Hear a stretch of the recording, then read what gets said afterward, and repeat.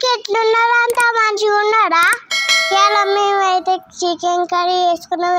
ఎట్లా వేయాలో మీకు చెప్తా. ఇవాళ చికెన్ తీసుకొని తగినంత ఉప్పు, తగినంత కారం, అలాగే కొంచెం పసుపు, కొంచెం నూనె, అల్లం వెల్లుల్లి పేస్ట్, కొంచెం పెరుగు వేసుకొని మంచిగా కలుపుకోవాలి.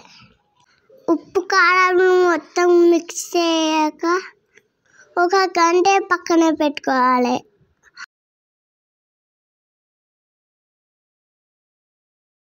ఇప్పుడు పొయ్యి మీద ఒక గిన్నె పెట్టుకొని నూనె పోసుకొని వేయాక హోల్ గరం మసాలా, పచ్చిమిర్చి, అలాగే ఉల్లిగడ్డలు వేసుకొని మంచిగా ఫ్రై చేసుకోవాలి.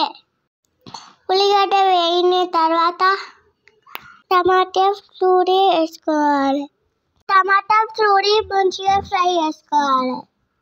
ఫ్రై అయిన తర్వాత అందులో కొంచెం అల్లం వెల్లిపాయ పేస్ట్ వేసుకోవాలి.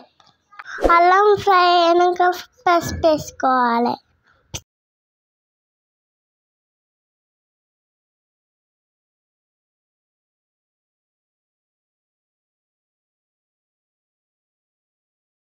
ఇప్పుడు కట్టుకున్న చికెన్ వేసుకొని మంచిగా ఫ్రై చేసుకోవాలి.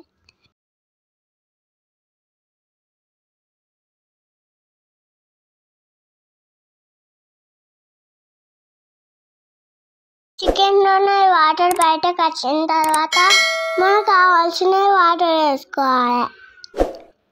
చికెన్ ఉడుకుతున్నప్పుడు కస్తూరి మేతి, అలాగే గరం మసాలా, ధనియాల పొడి, కొత్తిమీర వేసుకోవాలి. వేసుకున్న తర్వాత ఒక 5 నిమిషాలు ఉడికించుకుంటే మన కర్రీ రెడీ.